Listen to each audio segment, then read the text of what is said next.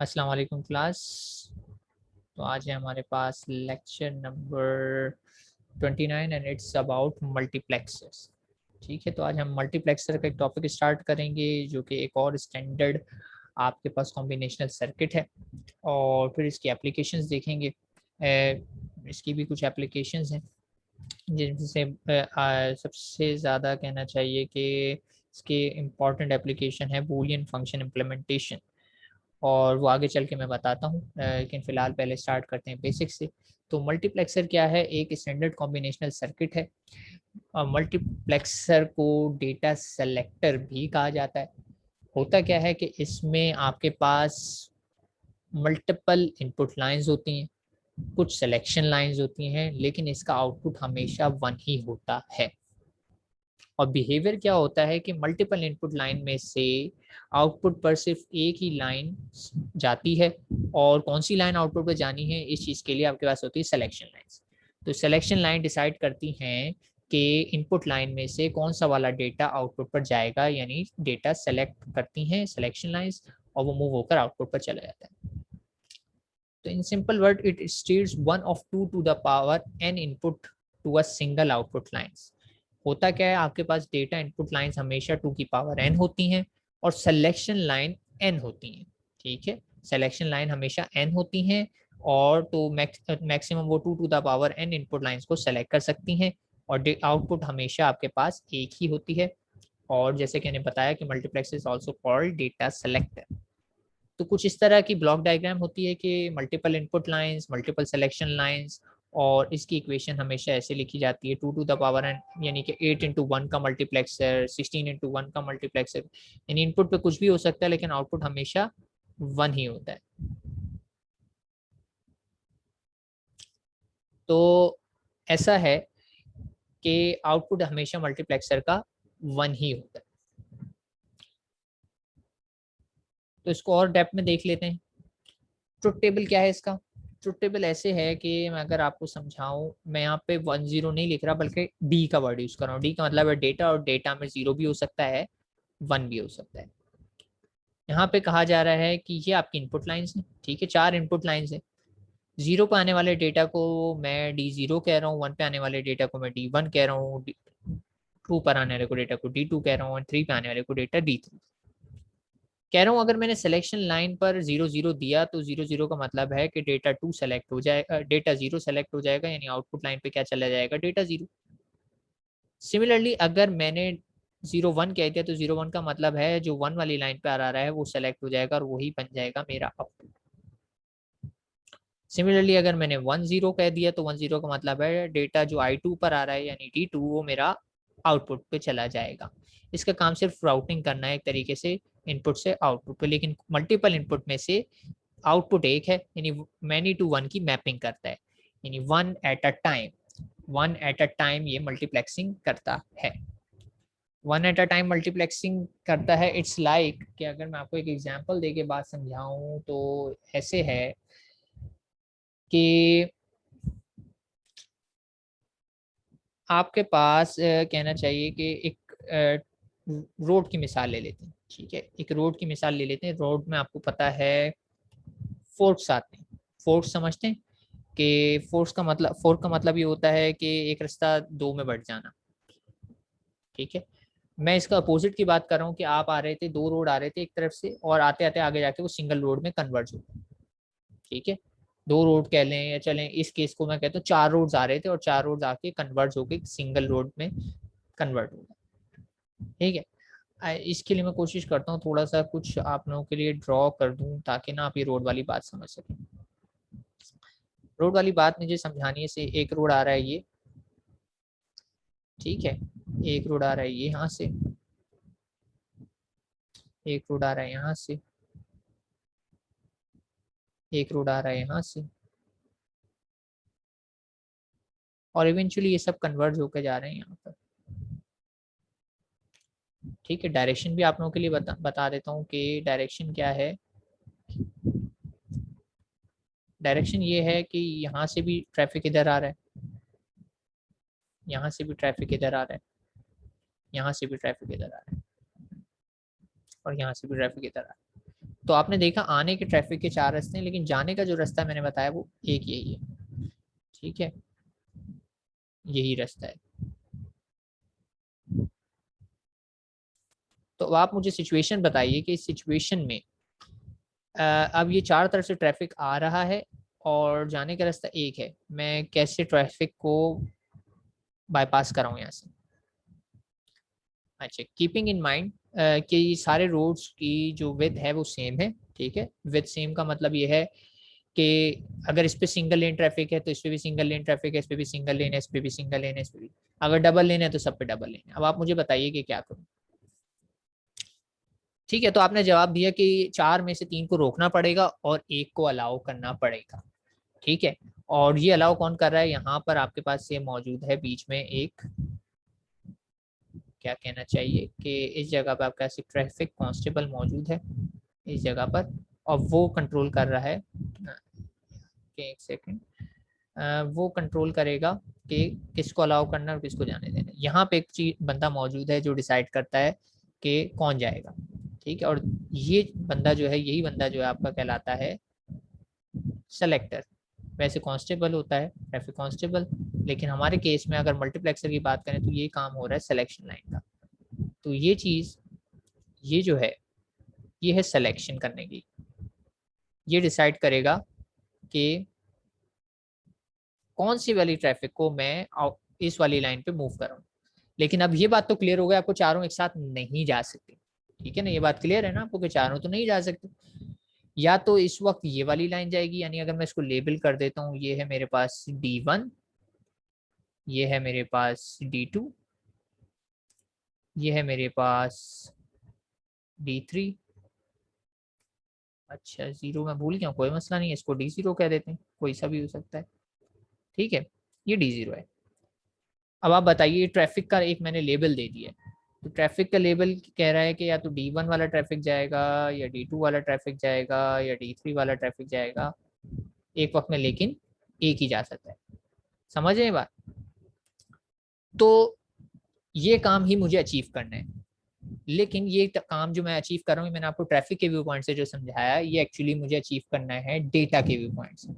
और ये डेटा कहाँ है, कहीं समझ लें आपकी नेटवर्किंग हो रही है, कहीं कम्युनिकेशन हो रही है, वहां लगा हुआ है। तो कम्युनिकेशन में आपके पास 4 लाइन से डेटा आ रहा है, लेकिन आपके पास आगे सिर्फ सिंगल लाइन मौजूद है। अब आपको क्या करना है, उन 4 लाइन में से सेलेक्ट करके एक एक करके एक एक को भेजना है। तो आप क्या करते हैं, उसमें से एक वक्त में एक ही डेटा को अलाउ करते हैं, कभी D0 को अलाउ कर देते हैं, कभी D1 को, कभी D2 को, कभी D3 को, depending upon your circumstances situation. आपने प्रोग्राम भी कर सकते हैं कि 5 सेकंड के लिए इसको जाने दो, 5 या 1 मिनट के लिए जाने दो, फिर 1 मिनट बाद ये, फिर एक ऐसे ही होता है ना, ट्रैफिक सिग्नल लगा होता है, वो भी तो यही करता है, पहले वाला ट्रैफिक छोड़ता है, फिर ये वाला ट्रैफिक छोड़ता है, फिर ये वाला ट्रैफिक छोड़ता है। तो बिल्कुल इसी तरह यहाँ पे भी हो रहा है, लेकिन यहाँ पे ट्रैफिक जो है वो नेटवर्क ट्रैफिक कह सकते हैं, या डिजिटल ट्रैफिक है, डिजिटल डेटा है। तो एक वक्त में एक ही जा सकता है क्योंकि आउटपुट लाइन एक ही है।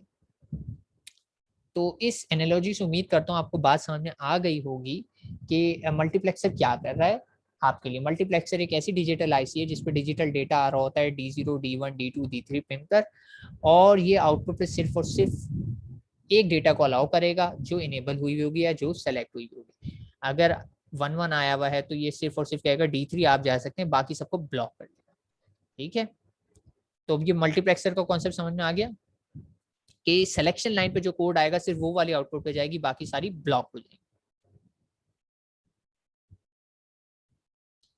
जी क्लास, बात समझ में आई है, what is multiplexer doing here.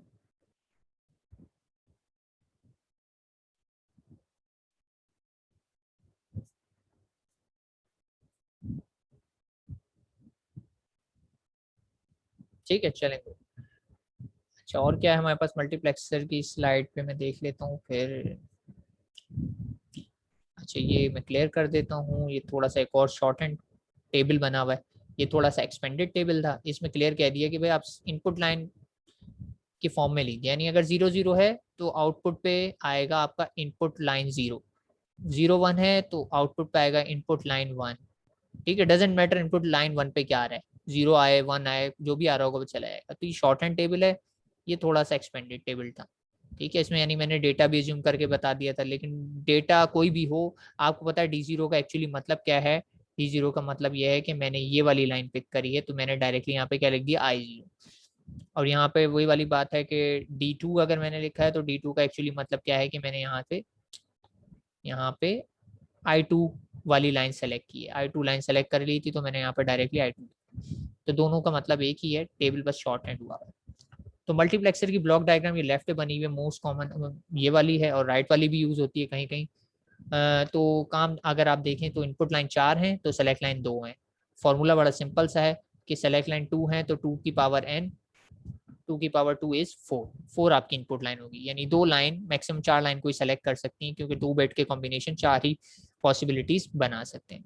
Output एक ही है, ठीक है। मल्टीप्लेक्सर हमेशा जो भी नंबर लिखा जाता है वो लिखा जाता है 4x1, 8x1, 16x1। तो 16 का मतलब ये है कि ऑटोमेटिकली आपने एज्यूम कर लेना है कि 4 सेलेक्ट लाइन होंगी ही होंगी, आउटपुट तो 1 है, ठीक है। तो मल्टीप्लेक्सर सम ऑफ प्रोडक्ट होता है। The output of a 4 to 1 multiplexer is this, ठीक है। आउटपुट हमेशा इस तरीके का आता है। ऐसा क्यों कह रहे हैं, आउटपुट पे या I0 जाएगा तो I0 के साथ आपको पता है सेलेक्ट लाइन पे भी दोनों पे 0 0 आना जरूरी है, तो इसलिए दोनों के कॉम्प्लीमेंटेड लगे हुए, यानी S1 पर और S0 पर 0 0 आएगा तो I1 आउटपुट पे आएगा, वरना नहीं आएगा। या फिर I1 चाहिए तो I1 के लिए आपको पता है इधर 0 1 का कॉम्बिनेशन चाहिए, तो 0 1 का कॉम्बिनेशन देखें तो S1 पे बार है और S0 पे बार नहीं है। सिमिलरली I2 सिर्फ आउटपुट पे तभी जा सकता है कि जब 1 0 का कॉम्बिनेशन आ रहा हो, यानी S1 पे नॉन कॉम्प्लीमेंट हो, S0 पे कॉम्प्लीमेंट हो। और फाइनली I3 आउटपुट पे सिर्फ तभी जा सकता है जब S1 और S0 पे दोनों पे 1 1 हो, ठीक है। तो I0 के लिए ये कॉम्बिनेशन जरूरी है, I1 के लिए कॉम्बिनेशन जरूरी है, I2 के लिए ये कॉम्बिनेशन जरूरी है, I3 के लिए। तो अगर मैं वर्ड्स को इक्वेशन की फॉर्म में लिखूं तो ये होगा, ये वही वाली बात, ट्रुथ टेबल को कन्वर्ट कर लूं इस चीज में। अगर बैक करके आपको दिखाऊं ट्रुथ टेबल को कन्वर्ट करके, तो आप इक्वेशन ट्रुथ टेबल से ऐसे ही निकालेंगे। यानी आउटपुट मेरा जो है इसमें सबकी इक्वेशंस ही आनी है ना। और इक्वेशन कैसे आती है कि आउटपुट मेरा ये है, और आउटपुट में मैं ऐसे ही बना देता हूँ कि ये इन सब का एंड कर लेता हूँ, ये सब का एंड कर लिया, इस सब का एंड कर लिया, इस सब का एंड कर लिया, और इस सब का एंड कर लिया। क्योंकि इसमें आउटपुट 1 वगैरह नहीं कह सकता मैं, क्योंकि इसमें आउटपुट आता है डेटा, यानी 0 हो तो 0 आ जाएगा, 1 होगा तो 1 आ जाएगा। तो इन तीनों का एंड कर रहा हूँ, यानी S1 का बार, S0 का बार, I0, S1 का बार, S0, I1, S1 S0 का बार, I2, S1 S0, I3। तो आप अगर आगे इक्वेशन देखें तो इसी की तरीके से इक्वेशन लिखी हुई है y के लिए, y की इक्वेशन यही आएगी, ठीक है। ये y की इक्वेशन आ गई। 2x1 line multiplexer or simply 2x1 mux is made from from n into 2 into power n decoder or its input। कह रहे हैं कि आप एक मल्टीप्लेक्सर को बना सकते हैं सिंपली एक डिकोडर, और उसके आगे अगर आप लगा दें और गेट, तो वो बन जाता है एक तरीके से मल्टीप्लेक्सर। अभी इस पे बात करेंगे कैसे बन जाता है, उस पर देखते हैं आगे। एप्लीकेशन ऑफ मल्टीप्लेक्सर में कह रहे हैं डेटा सिलेक्टर या लाइन शेयरिंग। लाइन शेयरिंग का मतलब ये है कि अगर आपने ये दो टर्म सुनी हो, पैरेलल कम्युनिकेशन और सीरियल कम्युनिकेशन, यानी पैरेलल पोर्ट और सीरियल पोर्ट, तो पैरेलल डेटा को सीरियल में कन्वर्ट करने के लिए काम आता है मल्टीप्लेक्सर। एक सामने आपको एक एग्जांपल के तौर पे एक ब्लॉक डायग्राम दिखाई दे रही है कि सोर्स पे आपके पास मल्टीपल लाइन है, लेकिन सोर्स से डेस्टिनेशन पे जो वायर बिछी हुई है वो सिर्फ एक है, ठीक है। तो आप एक बिल्डिंग से दूसरी बिल्डिंग पे डेटा ट्रांसफर कैसे कर रहे हैं कि मल्टीपल लाइन, लेकिन ये आपको पता है मल्टीपल लाइन में से एक वक्त में एक ही लाइन डेटा सेंड करती है। तो आपने कहा ठीक है, मुझे कोई मसला नहीं है, मैं आगे मल्टीप्लेक्सर लगा के कन्वर्ट करता हूँ, पहले लाइन 1 से भेज दूंगा, फिर लाइन 2 से भेज दूंगा, फिर लाइन 3 से, एंड सो ऑन। और रिसीविंग एंड पे अगर आप एक आईसी देखें लगी हुई, उसका नाम बिल्कुल रिवर्स है, सिंबल भी रिवर्स है, उसका नाम है डीमक्स। डीमक्स या D multiplexer is the opposite of multiplexer, यानी मल्टीप्लेक्सर अगर 8 को 1 करता है तो डी मल्टीप्लेक्सर 1 को 8 कर देता है। समझ रहे बात, बिल्कुल अपोजिट आईसी है, जैसे डिकोडर की अपोजिट इनकोडर, इसी तरह मल्टीप्लेक्सर की अपोजिट डी मल्टीप्लेक्सर। तो डी मल्टीप्लेक्सर जब आएगा तब बात करेंगे, अभी फिलहाल उस पर बात नहीं करते। अच्छा, help share a single communication line among a number of devices. ये एग्जांपल मैं आपको ऑलरेडी दे चुका हूँ, वो ट्रैफिक सिग्नल की दी है, बिल्कुल इसी तरह कम्युनिकेशन में भी ऐसा ही होता है। ये एग्जांपल सामने गिवन है कि अगर आपके पास मतलब से बजट कम है और आपके पास वायर 8 वायर्स नहीं डालना चाह रहे आप या किसी भी वजह से, तो आप लाइन शेयरिंग कर सकते हैं। ये आपके पास रिसोर्स शेयरिंग में काम आता है। लेकिन at any time only one source या one destination can use the communication line. ये बात तो अच्छे से क्लियर हो गई है कि एक वक्त में एक ही जा सकता है क्योंकि एक ही लाइन है। तो मल्टीप्लेक्सर ये रहा आपके सामने। अभी क्या बताया मैंने आपको कि मल्टीप्लेक्सर बनाया जा सकता है एक डिकोडर से, ठीक है, या डिकोडर के आगे सिंपली लगा दें आप एक और गेट।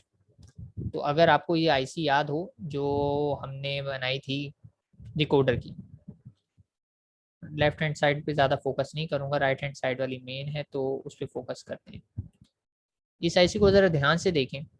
याद है डिकोडर में हमने कुछ ऐसे ही किया था, ये हिस्सा भी वैसे ही है और ये वाला हिस्सा भी वैसे ही है, सब वैसे ही कनेक्टेड है।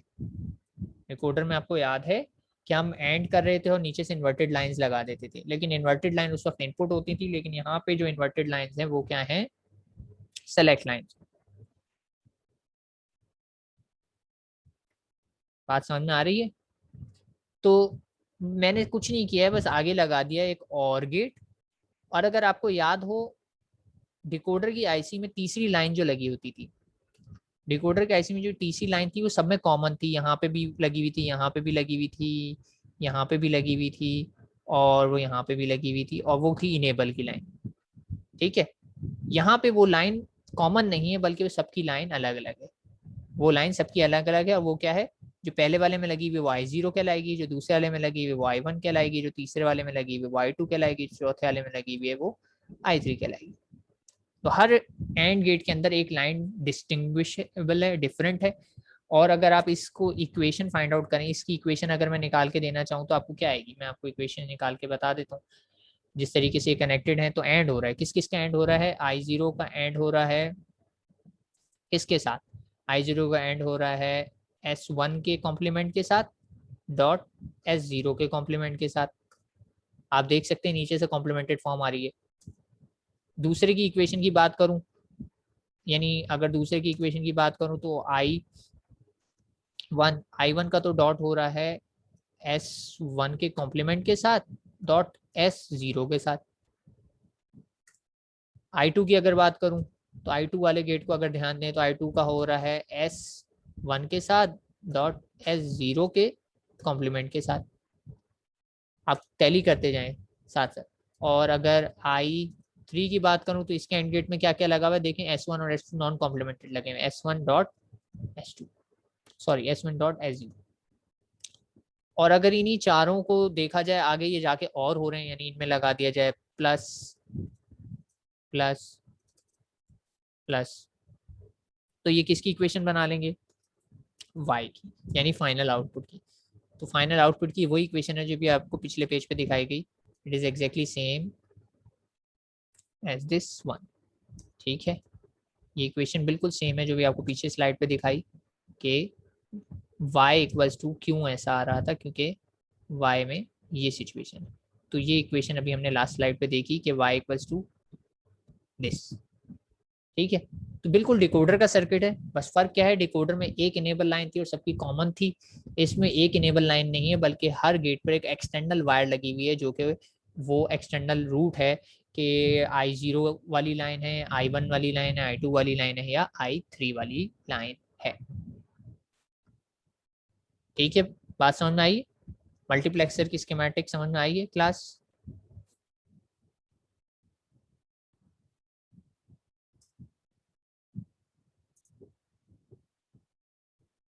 जी क्लास, थोड़ा सा फीडबैक रिक्वायर्ड है। तो मल्टीप्लेक्सर सबसे वर्सेटाइल और सबसे सिंपलेस्ट टॉपिक है डीएलएफ का। सबसे वर्सेटाइल क्यों है सिंपल, लेकिन इसकी एप्लीकेशन बेशुमार है और आप इससे बहुत कुछ कर सकते हैं। ठीक है, तो आई एज्यूम कि आप एग्जॉस्टेड हैं, जवाब नहीं दे पा रहे हैं, तो मैं एज्यूम कर लेता हूँ कि आप लोगों को कुछ थोड़ी बहुत बात समझ में आ गई। तो मल्टीप्लेक्सर का सर्किट बड़ा सिंपल सा था। और मल्टीप्लेक्सर अगर आप देखें तो ये भी होते हैं ट्राई स्टेट गेट जिसे कहा जाता है, इससे भी बनाया जा सकता है मल्टीप्लेक्सर को। ये थोड़ा सा एनालॉग कॉन्सेप्ट है। इसमें क्या होता है कि अगर आप इनपुट सिग्नल, इसमें कंट्रोल सिग्नल है, ट्राई स्टेट गेट कहलाता है, लेकिन ये कोई नॉर्मल गेट नहीं है, इसमें हाई इम्पीडेंस का कॉन्सेप्ट होता है।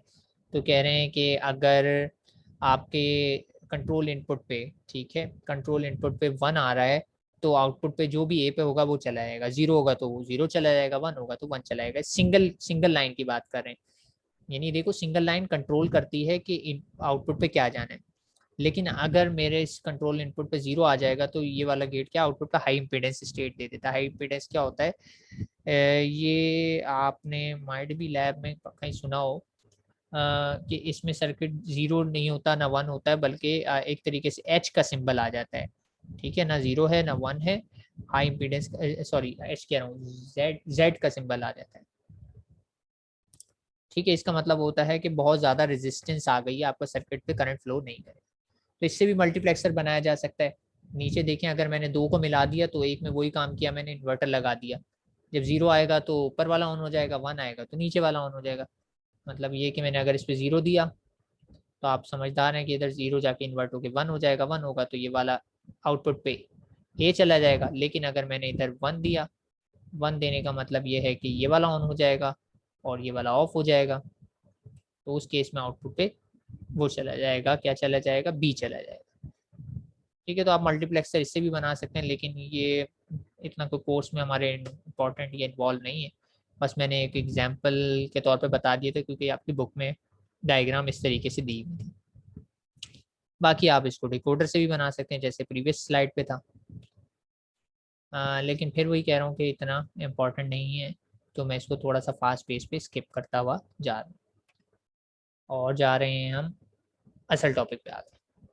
और असल टॉपिक क्या है कि जैसे आपको याद होगा डिकोडर से हमने बूलियन फंक्शन इम्प्लीमेंटेशन की थी, तो हम मल्टीप्लेक्सर से भी कर सकते हैं और मल्टीप्लेक्सर से बहुत आसानी से कर सकते हैं, क्योंकि जब हमने डिकोडर से की थी तो मुझे एक एक्सटर्नल जोर गेट एक्सटर्नल और गेट लगाने की जरूरत पड़ गई थी, क्योंकि डिकोडर के अंदर सिर्फ प्रोडक्ट टर्म्स होती थी और जब मुझे इक्वेशन बनानी होती है तो उसमें सम ऑफ प्रोडक्ट पूरा होता है, तो सम करने के लिए मुझे एक्सटर्नल और गेट लगाना पड़ गया था। तो इसमें एक्सटर्नल और गेट नहीं लगाना पड़ेगा, ठीक है। क्यों नहीं लगाना पड़ेगा, क्योंकि मल्टीप्लेक्सर के अंदर ऑलरेडी एक और गेट लगा होता है। अभी हमने पीछे स्कीमेटिक देखी कि उसमें एक एक्सटर्नल और गेट लगाने की जरूरत नहीं है।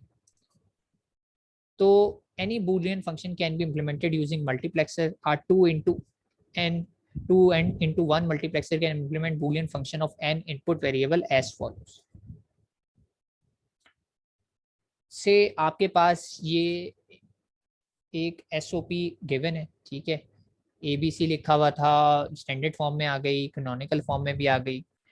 आपने सिर्फ क्या किया कि इन टर्म्स को अपनी रिस्पेक्टिव लाइंस पे कनेक्ट करना है। आपके पास है 1 3 5 6, आपने सप्लाई करना है 1 मल्टीप्लेक्सर की कौन कौन सी पिन पे, 1 3 5 6 पे 1 देना है और बाकी सब पे क्या कनेक्ट कर देना है, 0। तो मल्टीप्लेक्सर की इक्वेशन ऑटोमेटिकली ये बन जाएगी, 0 के साथ M0, 1 के साथ M1, 2 के साथ M2 एंड सो ऑन। और फाइनली आपको पता है आपने 1 3 5 6 पे क्या अप्लाई किया है, आपने सिर्फ 1 3 5 6 पे 1 दिया है। तो इसके अलावा जितनी भी टर्म होगी वो सब 0 की वजह से क्या हो जाएंगी, 0, ये भी कैंसिल हो जाएगी, ये भी कैंसिल हो जाएगी, ये भी कैंसिल हो जाएगी, ये भी कैंसिल हो जाएगी, और सिर्फ आउटपुट पे क्या आएगा आपके पास, इसकी वजह से आउटपुट आएगा, यानी M1 का रिजल्ट आएगा या M3 का रिजल्ट आएगा, M5 का रिजल्ट आएगा या M6 का रिजल्ट आएगा, ठीक है। तो एनीवेज इतनी इसमें आपको इक्वेशंस में भी जाने की ज़रूरत नहीं है, इसको हम बहुत आसानी से कर सकते हैं। कैसे, वो आपको दिखा देता हूँ। तो आप ऐसे कर सकते हैं, ये मल्टीप्लेक्सर की आईसी, आपने सिंपली क्या किया, आपने ये वाले कॉम्बिनेशन जो पकड़े 1 3 5 6, इन पे क्या सप्लाई कर दिया, 1 1 1 1, बाकी सारे 0।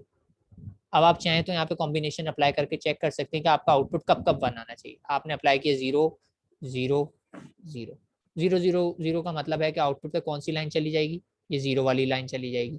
0 पे क्या आ रहा है, 0 आ रहा है, इट मीन्स इस वक्त आपका आउटपुट होगा 0, और 0 ही होना चाहिए क्योंकि आपका आउटपुट सिर्फ इन 4 कॉम्बिनेशन पे 1 है, आपने बताया है, बाकी सब पे 0 है। अच्छा, तो फिर मैंने एक और कॉम्बिनेशन ट्राई किया। एक और कॉम्बिनेशन क्या ट्राई किया, मैंने कहा चलें भाई मैं चेंज करता हूँ अपने इनपुट कॉम्बिनेशन और अप्लाई करता हूँ अब नया कॉम्बिनेशन। नया कॉम्बिनेशन से मैंने अप्लाई कर दिया 1 0 1। तो 1 0 1 का मतलब है 5, तो अब आउटपुट पे वो चला जाएगा जो मेरी 5 लाइन से कनेक्टेड है। 5 लाइन से कनेक्टेड है 1, तो आप देखें 1 0 1 पे मेरा आउटपुट आ रहा है 1। ठीक है, अगर मैं अप्लाई कर देता हूँ 0 0 1, 0 0 1 का मतलब है कि मेरी 1 वाली लाइन से आउटपुट पे चला जाएगा और फिर इससे नहीं जा रहा होगा। ठीक है, इससे नहीं जा रहा होगा, तो इधर से भी जा रहा है 1, तब भी ठीक है। तो आप देख रहे हैं कि मैंने मल्टीप्लेक्सर में कुछ भी नहीं किया, बस देखा कि कौन कौन सी टर्म पे मेरा 1 है, वो वाली लाइंस को हाई कर दिया और बाकी सबको लो कर दिया। ऑटोमेटिकली मल्टीप्लेक्सर बिहेव करने लगा एज दैट कॉम्बिनेशनल सर्किट। तो आप इससे फुल एडर, डिकोडर या किसी भी किस्म के सर्किट को बनाना चाहें बना सकते हैं। आपको मेड फ्रॉम स्क्रैच करने की जरूरत नहीं है। ठीक है, और यहाँ पे एक और एग्जांपल मौजूद है और बेहतर समझाने के लिए। कह रहे हैं कि आपके पास भाई ये सर्किट गिवन है, इसको आप मल्टीप्लेक्सर से इम्प्लीमेंट करें। सर्किट को अगर आप ध्यान से देखें तो इस सर्किट में ये आपका आउटपुट है और आउटपुट में अगर आप ध्यान दें तो आउटपुट कह रहा है कि भाई 0 पर, मैं हाईलाइट कर देता हूँ इधर से, 0 वाला कॉम्बिनेशन पे 1 है, 2 वाले पे, 3 वाले पे और 5 वाले पे। तो ये 4 कोड ऐसे हैं जिन पे मेरा जो है 1 आना चाहिए। तो आपने ट्रुथ टेबल में देखा और ये 4 टर्म्स यहाँ से निकाल ली। अब आपको कुछ नहीं करना, आपको सिंपली जहाँ जहाँ 1 है इसका मतलब मल्टीप्लेक्सर की इस पर्टिकुलर लाइन पे, कौन सी 0 वाली लाइन पे आपने हाई देना है, 2 वाली लाइन पे हाई देना है, 3 वाली लाइन पे हाई देना है, 5 वाली लाइन पे हाई देना है और बाकी सब पे 0। तो आपने सिर्फ ये कनेक्टिविटी करनी है और आपका इस ट्रुथ टेबल से डायरेक्टली रिजल्ट जनरेट हो जाएगा यूजिंग मल्टीप्लेक्स। तो देखें आपने क्या किया, आपने 2 लाइंस ली, एक लाइन ले ली वीसीसी की यानी हाई की, एक लाइन ले ली ग्राउंड की यानी 0 की। अच्छा, आईसी का नंबर दिया हुआ था तो मैंने वही आईसी यूज की जो बुक में थी। तो इसमें देखें क्या कहने, 0 पे हाई कर दो तो मैंने देखो 0 को वीसीसी दे दिया डायरेक्टली, 2 को हाई कर दो 2 को वीसीसी दे दिया, 3 को हाई कर दो 3 को वीसीसी दे दिया और फिर 5 को हाई कर दो तो 5 को वीसीसी दे दिया और बाकी सारों को मैंने क्या कर दिया, देखें ग्राउंड कर दिया। बाकी सबको मैंने क्या कर दिया, ग्राउंड कर दिया। तो 1 को मैंने ग्राउंड कर दिया, 4 को मैंने ग्राउंड कर दिया, 6 को मैंने ग्राउंड कर दिया, 7 को मैंने ग्राउंड कर दिया और मैंने इनेबल पिन को भी ग्राउंड कर दिया क्योंकि ये एक्टिव लो है। अब सेलेक्ट लाइन पे मैं कोड देता हूँ उसे आप चेक कर सकते हैं। मैंने इसको कोड दिया 1, कलर थोड़ा सा डार्क कर लेते हैं, मैंने इसको कोड अप्लाई करा 1 0 0। आप बताइए आउटपुट पे क्या आएगा। 1 0 0 का मतलब है 4, यानी जो भी फोर्थ लाइन पे आ रहा है वो आउटपुट पे चला जाएगा। फोर्थ लाइन किससे कनेक्टेड है, 0 से यानी ग्राउंड से, तो आउटपुट पे मेरा इस वक्त आ जाएगा 0। लेकिन अगर मैंने कोड अप्लाई कर दिया से 0 के बजाय 1 1 0 1 1 0 देखा जाए तो किससे कनेक्टेड है, वीसीसी या 1 से, तो आउटपुट में मेरा क्या चला जाएगा, 1 चला जाएगा। तो इस तरीके से मैं ट्रुथ टेबल के बाद डायरेक्टली, या ट्रुथ टेबल भी ना बनाऊँ, मेरे पास मिन टर्म्स मौजूद हों, तो उससे मैं डायरेक्टली क्या कर सकता हूँ, अपना पूरी इक्वेशन इंप्लीमेंट कर सकता हूँ directly without solving anything, without making K map, without finding Boolean equation, कुछ भी करने की जरूरत नहीं। मैं डायरेक्ट टर्म्स को ट्रुथ टेबल से मैप कर दूँ किस पर, मल्टीप्लेक्सर पर, मुझे कोई एक्सटर्नल आईसी भी लगाने की जरूरत नहीं। तो मैं मल्टीप्लेक्सर एक यूनिवर्सल आईसी है जिससे मैं हर तरह का कॉम्बिनेशनल सर्किट बना सकता हूँ without using any additional gate. लेकिन आप लोगों के जहन में आ रहा होगा तो ये काम तो मैं डिकोडर से भी कर सकता, तो बिल्कुल आप डिकोडर से भी कर सकते थे, लेकिन दोनों की एक एक लिमिटेशन है। मल्टीप्लेक्सर के लिए फायदेमंद बात यह है कि ये कोई एक्सटर्नल गेट यूज नहीं करता, प्लस पॉइंट इसका ये, लेकिन इसकी लिमिटेशन ये है कि ये सिर्फ और सिर्फ वो सर्किट इम्प्लीमेंट कर सकता है जिसमें आपके पास एक ही आउटपुट हो, जिसमें आपके पास एक ही आउटपुट हो। समझ रहे बात, एक आउटपुट वाला, यानी अगर मैं कहूँ आपसे सम और कैरी वाला सर्किट इम्प्लीमेंट करें तो आप एक मल्टीप्लेक्सर से इम्प्लीमेंट नहीं कर पाएंगे, आपको 2 आउटपुट के लिए 2 मल्टीप्लेक्सर की जरूरत पड़ेगी। जबकि अगर वही काम मैं आपको डिकोडर से कहूँ तो डिकोडर से आप एक ही डिकोडर से 2 आउटपुट जनरेट करा सकते हैं, क्योंकि उसमें और गेट एक्सटर्नल होता है तो 2 आप और गेट लगा देंगे, इसमें और गेट इंटरनल होता है तो आप चेंज नहीं कर सकते। तो दोनों के अपने अपने प्लस माइनसेस हैं। मल्टीप्लेक्सर सुटेबल तब है जब आपके पास एक ही आउटपुट हो, तो आप कर सकते हैं, वरना अदरवाइज मल्टीपल आउटपुट्स हो सर्किट के तो फिर आपको डिकोडर यूज करना पड़ता है। मल्टीपल भी ऐसे कि बिल्कुल ही अलग इक्वेशन हो, मल्टीपल ऐसे ना हो कि सिर्फ इन्वर्टेड थे तो आपने मल्टीप्लेक्सर की बजाय डिकोडर यूज कर दिया। इन्वर्टेड में आप एक इन्वर्टर लगा के आउटपुट जनरेट करवा सकते हैं। इसमें देखिए मैंने वाई लिखा हुआ है, डब्ल्यू पे क्या आ रहा होता है, इन्वर्टेड लॉजिक आ रही होती है, डब्ल्यू पे वाई का कॉम्प्लीमेंट आ रहा होता है। ठीक है, ये हो गई प्लेन एंड सिंपल बात। लेकिन अगर आपके पास थोड़ा सा चैलेंजिंग हो जाए, चैलेंजिंग क्या है, कह रहे हैं कि ठीक है आप इंप्लीमेंट कर लेते हैं एन इंटू कहना चाहिए कि N into one multiplexes N variable की वेरिएबल को सॉल्व कर लेते हैं। लेकिन अब यहाँ पे एक चैलेंज दिया गया है और बड़ा इंटरेस्टिंग से चैलेंज है। और इंटरेस्टिंग चैलेंज क्या है कि अब आप वेरिएबल 3 हैं, ठीक है, लेकिन आप जो मल्टीप्लेक्सर यूज करेंगे वो 8 वाला यूज नहीं करेंगे, बल्कि कौन सा यूज करें, 4 वाला। ये चैलेंज है। ये चैलेंज का मतलब क्या है कि अब आप डायरेक्टली 3 लाइंस को डायरेक्टली सेलेक्ट लाइन पे कनेक्ट नहीं कर सकते, आप सेलेक्ट लाइन पे सिर्फ 2 लाइन कनेक्ट कर सकते हैं।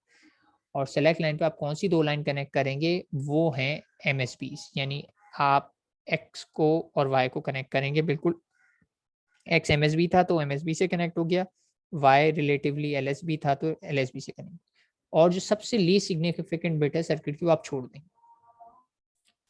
अब वो छोड़ के क्या करेंगे, अब उसको छोड़ के हम कुछ देखते हैं। मैंने अपना ट्रुथ टेबल बनाया, लेकिन ट्रुथ टेबल को ब्रेक कर लिया इस तरीके से जहाँ पे एक्स वाई की वैल्यू कॉमन है। एक्स और वाई 0 0 हैं, एक्स और वाई 0 1 है, एक्स और वाई 1 0 हैं, और एक्स और वाई 1 1 है। मैंने इस तरीके से ब्रेक कर लिया। और डेफिनेटली इसमें जेड की वैल्यू कभी 0 होगी तो कभी 1, कभी 0 होगी तो कभी 1, दोनों का पॉसिबिलिटीज आएंगी ना, 0 1 0 1। और मैंने आउटपुट देखा भाई, इसके लिहाज से आउटपुट भी लिख लिया। इसको मैंने कंपेयर किया तो पता लगा भाई आउटपुट 1 पे 1 है तो 1 पे 1 लिख लिया, 2 पर 1 है तो 2 पर 1 लिख लिया, 6 पे 1 है तो मैंने 6 पे 1 लिख लिया, और 7 पे 1 है तो मैंने 7 पे 1 लिखा, और बाकी सारों को मैंने कर दिया 0। ठीक है, तो अब देखने वाली बात क्या है, अब बड़ी इंटरेस्टिंग बात है। अब थोड़ा सा अगर आप अलर्ट हो जाएं तो ये बड़ा अच्छा सा टॉपिक है। मैं कंपेयर करूंगा अपने z को f से। मैंने चेक किया कि जब x और y 0 0 थे तो इधर z आता था तो इधर क्या आता था, z पे 0 है तो f पे भी 0 आ रहा है, z पर 1 है तो f पर भी 1 आ रहा है। तो यानी मैं ये कंक्लूड कर रहा हूँ कि जो z पर आ रहा है वही f पर आ रहा है। तो इट मीन्स मैं कह सकता हूँ f is actually equals to z when x और y की वैल्यू क्या हो, 0 0। ठीक है, तो मैंने ये कंक्लूड कर लिया कि f is actually equals to z। Similarly मैंने ये नीचे वाला कॉम्बिनेशन ट्राई किया, जब x और y 0 1 है तो मैंने चेक किया z पे 0 आता है तो f पे 1 आ रहा है। फिर मैंने चेक किया z पे 1 आता है तो f पे 0 आ रहा है, यानी 0 है z पे तो f पे 1 है, और z पे 1 है तो f पे 0 है, यानी इन्वर्टेड आ रहा है। तो मैंने ये कंक्लूड कर लिया कि इस वाले कॉम्बिनेशन में f is actually equivalent to z complement, यानी z का बार आ रहा है। फिर यही काम मैंने नीचे बढ़ के किया। मैंने चेक किया इधर भाई z पे 0 है तो f पे भी 0 आ रहा है, यहाँ चेक किया z पे 1 है तो स्टिल f पे 0 आ रहा है, यानी कोई फर्क नहीं पड़ता z पे 0 आए या 1 आए, मेरा z f जो है फिक्स 0 आ रहा है। तो मैंने कहा ठीक है, इसका मतलब कोई फर्क ही नहीं पड़ता, f इधर 0 ही रहेगा, मैंने 0 डाल दिया। फिर लास्ट कॉम्बिनेशन ट्राई किया, लास्ट कॉम्बिनेशन में क्या, मैंने फिर चेक किया कि इधर 0 आ रहा है तो इधर 1 आ रहा है, और इधर 1 आ रहा है तब भी इधर 1 आ रहा है, यानी कोई फर्क नहीं पड़ता कि मैं 0 दूं या 1 दूं, z पे मेरा f जो है 1 ही रहेगा जब x और y की वैल्यू है 1 1। तो बस खत्म हो गई बात, मैंने ये फाइंड आउट कर लिया। यानी जब भी x और y की वैल्यू 0 0 आए तो मुझे क्या कनेक्ट करना है, इस वाली लाइन पे, यानी 0 वाली लाइन बनेगी ना, 0 0 का मतलब है 0 वाली लाइन, तो 0 वाली लाइन पे मैंने डायरेक्टली लगा लिया z, क्योंकि मैंने यहाँ से कंक्लूड किया था कि यहाँ पे आना चाहिए z, तो ये मैंने z लगा लिया, ये इस वजह से मैंने यहाँ पे z लगा। यहाँ मैंने कंक्लूड किया था जब 0 1 आए, 0 1 का मतलब है ये 1 वाली लाइन की बात कर रहा हूँ, तो इधर मैंने कंक्लूड किया था क्या लगेगा, z का बार, यहाँ से देख के मैंने यहाँ लगा लिया।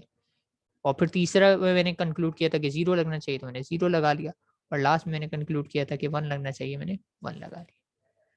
तो इस तरीके से भी मैं यानी कि लेस नंबर ऑफ बिट वाले डिकोड मल्टीप्लेक्सर से भी लॉजिक इम्प्लीमेंट कर सकता हूँ।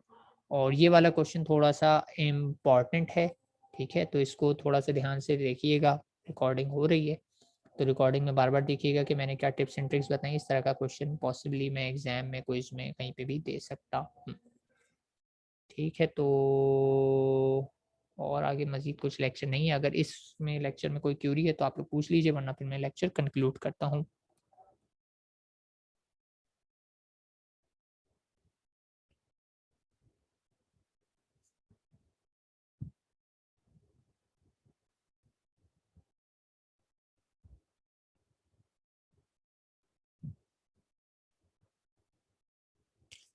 ठीक है, तो since you have no queries तो मैं लेक्चर कंक्लूड कर रहा हूँ। टिल नेक्स्ट टाइम, अल्लाह हाफिज़।